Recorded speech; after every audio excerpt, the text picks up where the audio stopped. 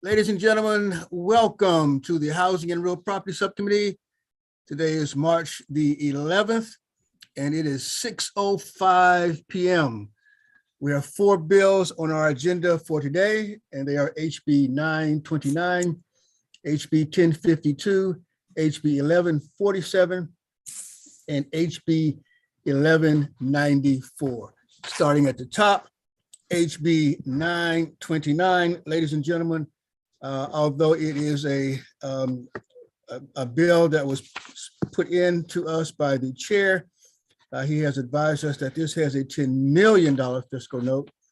And therefore, with this particular bill, HB 929, we are going to hold this bill until February 31st.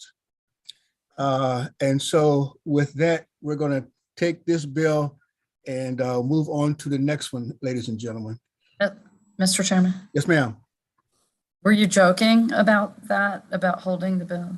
Yes, ma'am. Okay, because I thought, well, maybe he means March 31st, but that would be too late. Okay, got it. February 31st. I get that. Now I get that. Thank you. What year, Mr. Chair? Sorry. It really doesn't matter.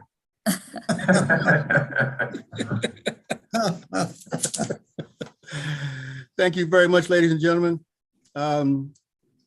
Please mark your calendars for February 31st. And next, ladies and gentlemen, we will move to HB 1052. Matthew, do we have the amendments been completed yet? We are expecting amendments on HB 1052, ladies and gentlemen. This bill is I'm sorry, I'm just moving right ahead. This bill is a gas piping systems bill, construction permits. This bill was initiated by the fire marshal's office based upon the deaths of 2 firemen with the one was Howard County and one was Baltimore County, as I recall.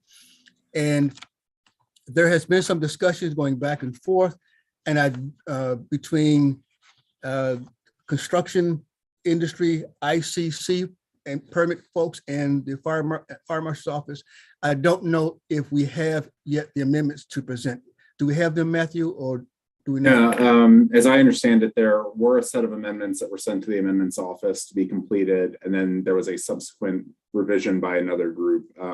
Right. Since I'm not the drafter, I'm not sure of the status, but I know the amendments office is in the process of drafting amendments on this bill. Thank you, Matthew.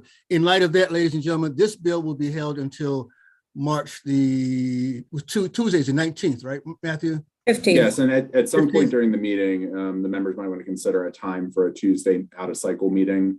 There will be a Wednesday meeting next week. Yeah, so we're going to have a meeting next Tuesday as well, and we'll hear this bill, HB 1052, at that time. And to reiterate, not on February 31st. Okay. Thank you, ladies and gentlemen. Next, we will go to HB 1147, which was brought to us by our esteemed colleague, Jen Terrasa. And Matthew, you want to give us an overview on this bill, if you don't mind, please? Certainly. And, it's from Delegate Terrasa and Mary Lehman. A good 1-2 punch here.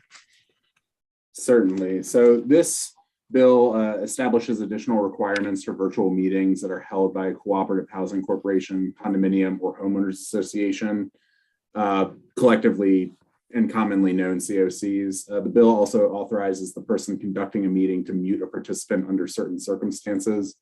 There were not sponsor amendments, but CAI did prepare a version of the amendments that were included in their favorable with amendments testimony, which I'd be happy to present if the subcommittee was interested. I can share my screen now.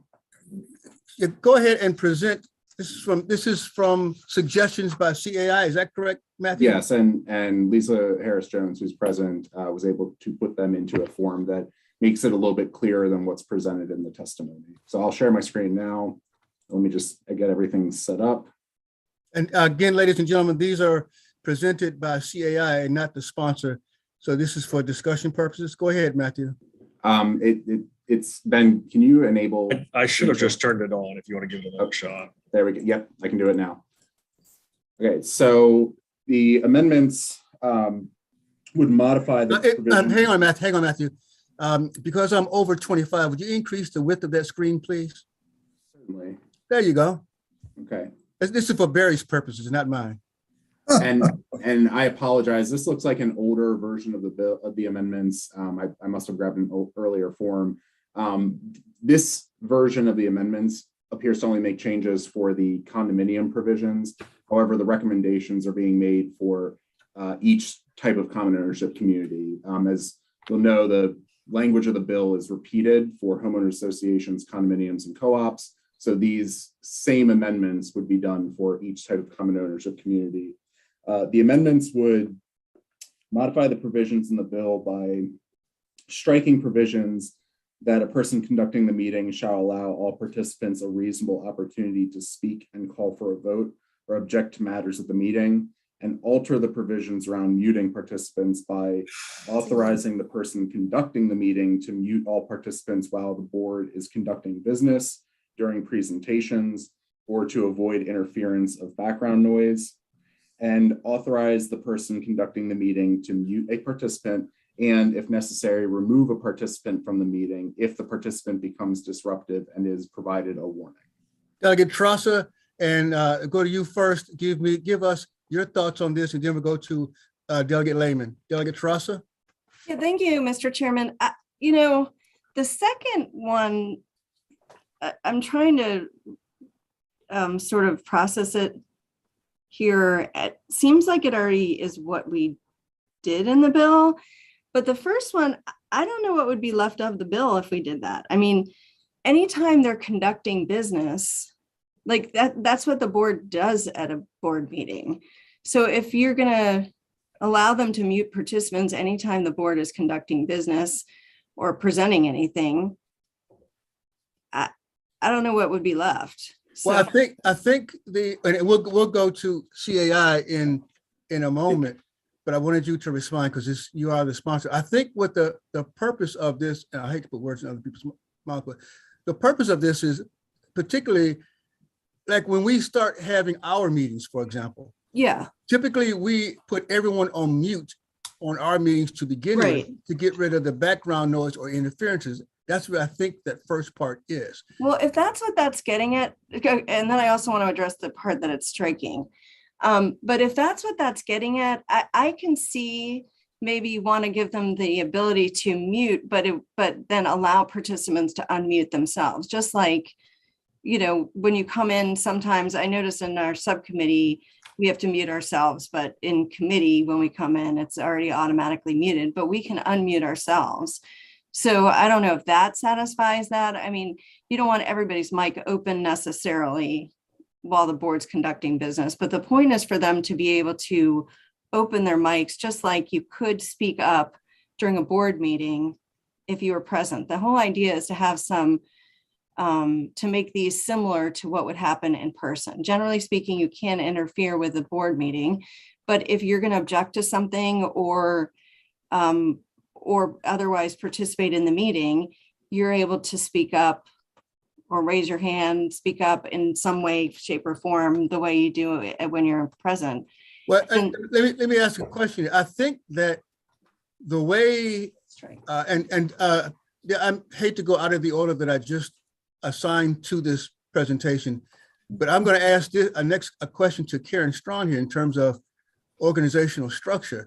I think that when you begin to have a meeting of the board of directors, the meeting is specifically between the board of directors only.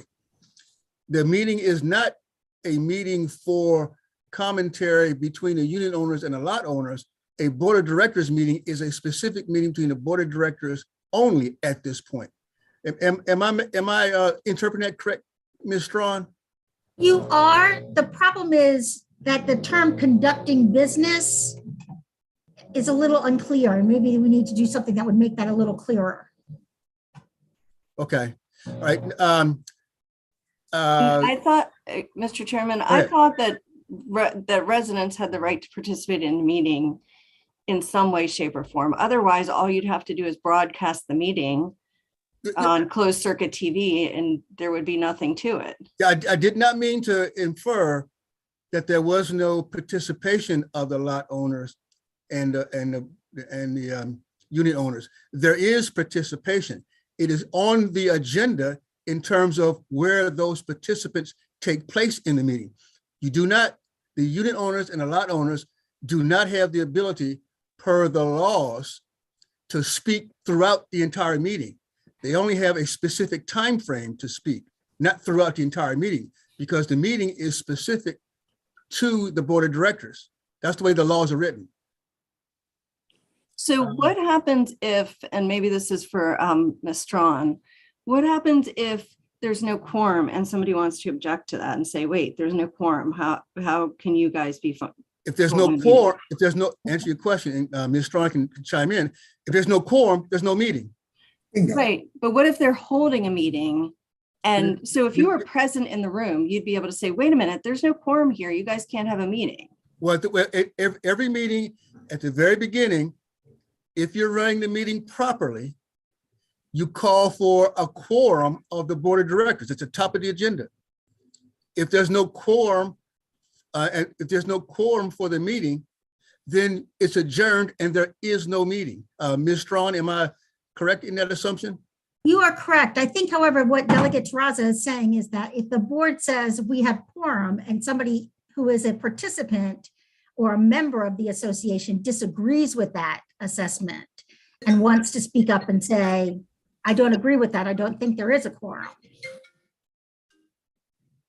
Which you would be able to do if you were in person. Hey, hang on a second there, Linda. I mean, Lisa, I got you. I haven't forgotten. 4-7. Barry, mute yourself. Thank you. And thanks for demonstrating the problem. So anyway, say, Ms. Strawn, would you say it again, please? This is a dispute of quorum is what you're talking about, right? Yes, if the board declares that there's quorum and starts to go forward with the meeting, someone who is in attendance as a member of the association should be able to say, wait a second, we object, there is no quorum. And if Okay. everyone is muted, they just need to have the ability to unmute themselves to make that declaration. Okay, as was prescribed by Delegate Trassa. I get it. I get it. Yes. Let me go to Lisa Harris Jones, please. So a couple things.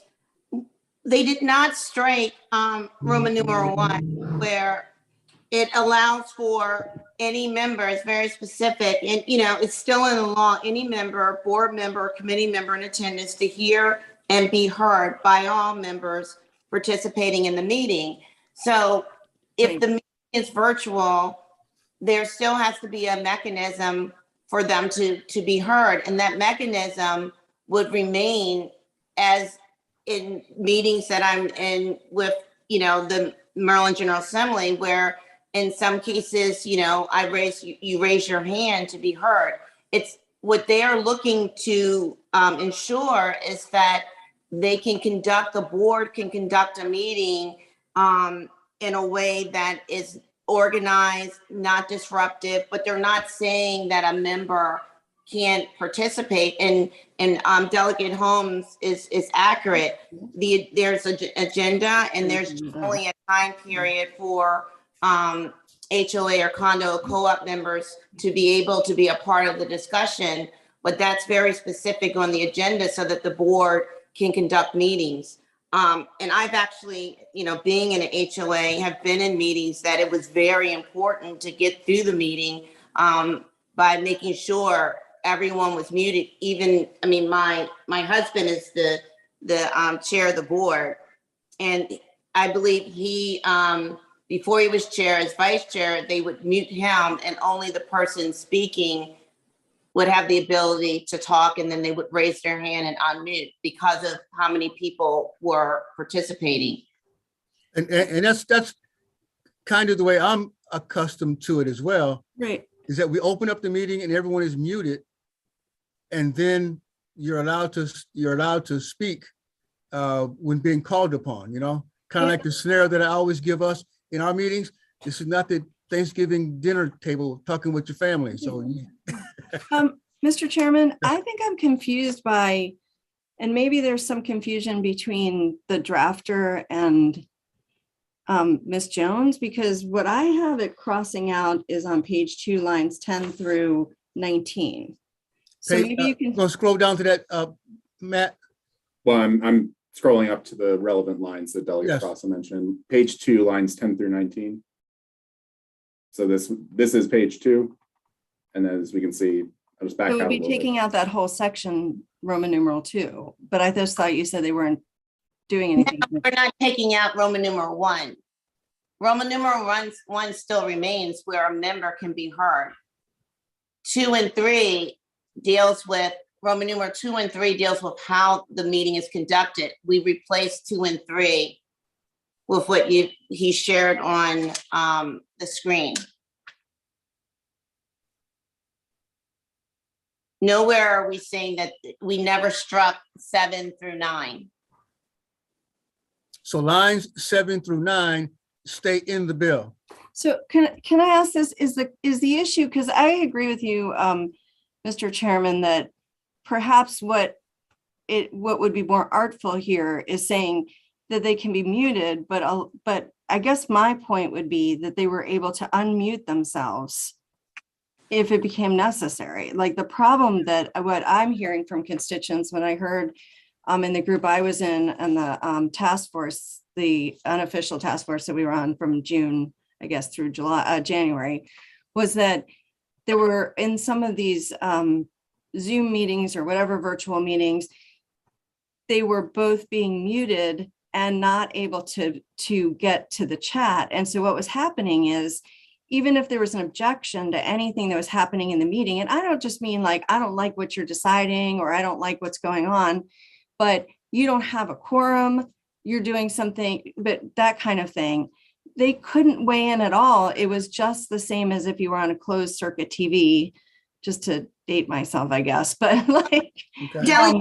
I mean, I don't think CAI would object with if there was clarifying language to make it clear that there had to be the virtual tech, software, whatever that they're using, had to give a member the ability to raise their hand or enter a chat, to some mechanism to allow for those that are conducting the meeting that they want to be heard at some point. But I think I've seen these meetings, and if you don't have an ability to mute a person, it is a nightmare. I think that's fair. I don't know if, like, will we still have time to move this if we were able to just work on it till Tuesday? Like, Yes. I think we could come up with some decent language on that piece, but I wouldn't think just the raise a hand function would be sufficient from my perspective, but I do think if their ability, if they can't unmute themselves, if they could put something in the chat. Why don't we suggest this then? Jen and Mary, why don't the two of you get with Lisa and Karen? Okay, Sure. and come back to us on Tuesday. Come back to us Before before Tuesday. Yeah, that makes sense. So that we can I'll try to get something to the delegates over the weekend. So yeah, make sure we get it as soon as possible so that on Tuesday, we will have the amended version with the amendments that Matthew can go over. DFH. Yeah, the only thing I was going to add is that I was on a board years ago, and we did, of course, this is way before COVID, but we did have the occasional board member that just had no idea what they were talking about, had no idea what they were doing, was generally just very angry, and could be extraordinarily disruptive in a semi-controlled environment, let alone a Zoom. So I think in some cases that could be problematic. So I guess what I'm saying is I agree with what Lisa said. I could see that being problematic. Did you say a board member though? No, well, in some cases they were board members that got elected, but in some cases they were just out there. But yeah, I mean, sometimes it's a board member. Yeah, in most cases it wasn't a board member. There was one board member, and if they didn't get their way, they would just start yelling and screaming and being right, which is why this gives them the ability to give them a warning and mute them. And if I could add to that, so we can move on to the next one. If I could add to that, while the four of you are talking, there's been some discussion about that word disruptive. Because disruptive like beauty is in the eye of the beholder. No, it's not. No, it's more like pornography. You know it when you see it. You know it when you see it. I'm not going to put the word pornography. I'm not going to defend that on the floor. And means to say, you know it when you hear it. So if look at that between the four of you, if you don't mind, and if you can, if you can come up with some type of definition of disruptive to come up with that, so we can put that in the legislation as well. If you can't, that's okay. Just don't make me stand on the floor with the microphone in my hand talking about pornography, if you don't mind. I appreciate it. Thank you, ladies and gentlemen. Any additional discussion on this bill 1147? Yeah. I'm sorry. Go ahead, Matthew. If I can just ask real quick, if delegates Teresa and Lehman, as well as Karen and Lisa, if you could get me language, if there is a meeting of the minds by, say, Monday evening, I could perhaps draft the amendment and put it into a form where you could see it in line in the text as part of a reprint. So just throwing that out there as a timeline. Yep, sure. So, Jen, I'm going to give you a homework assignment, Jen, that you're going to be the one to coordinate this whole thing. Is that correct? And you have everyone's phone. I was just on mute, but yes, Mr. Chair. You have everyone's phone number and contact. Now, Lisa, call Lisa at 3 o'clock in the morning. Everyone should call during the normal work hours. Okay. I love talking to the delegate. I have to wait till normal work hours to talk to Lisa. You can call me anytime. I'm right here. I'll be right here. All right. So that takes care, unless there are any additional questions on HB 1147. Seeing none, we can move on now to HB 1194. And HB 1194, I'm just going to ask very general, Matthew, very briefly, Matthew, can you give us an idea what this bill does? Sure. So very generally, the bill extends several timing provisions in the Maryland Condominium Act related to the collection of overdue assessments or regular installments of assessments. Does anyone need to vote for this bill? Is there a motion? Unfavorable. Is there a second? Is all in favor of the unfavorable signify by saying aye? Aye. All opposed to Aye. unfavorable?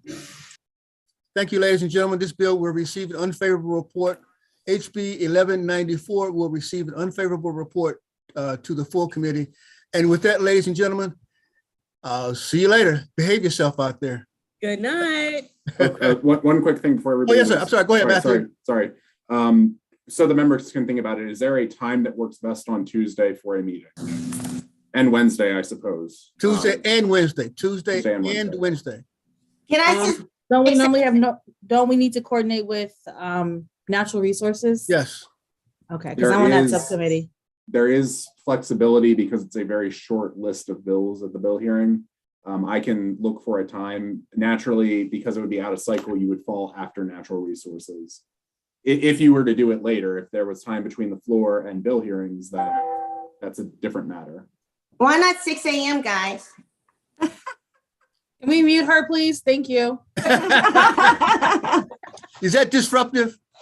That is an example of disruptive, absolutely. With regard to natural resources, I'll meet with Kristen and see roughly how long they think they'll go and try to work with Delegate Holmes for a timeline. But I would say as for- Wednesday morning's out. Wednesday before session is out. Yeah, that is, it's out. We're having the elections for the officers at the Women's Caucus. Yeah. Okay. So we So can't do that. we will get back to all of you. So be prepared for meetings on Tuesday and Wednesday. Don't forget, ladies and gentlemen, we're coming up on crossover, which is the 21st. So we're going to be being jam-packed. So be nice to each other and don't blame the Chair of Housing and Real Property for any angst that you may have amongst one another. Got that? Yeah, Mr. Chairman, one more thing, just to remind people, even though crossover is the 21st, any bill that we want to meet crossover deadline has to pass out of the House All right. by the end of business on Saturday. Right. Right. Right. Just All right. Yep. Thank you all. Have a good weekend and behave yourself.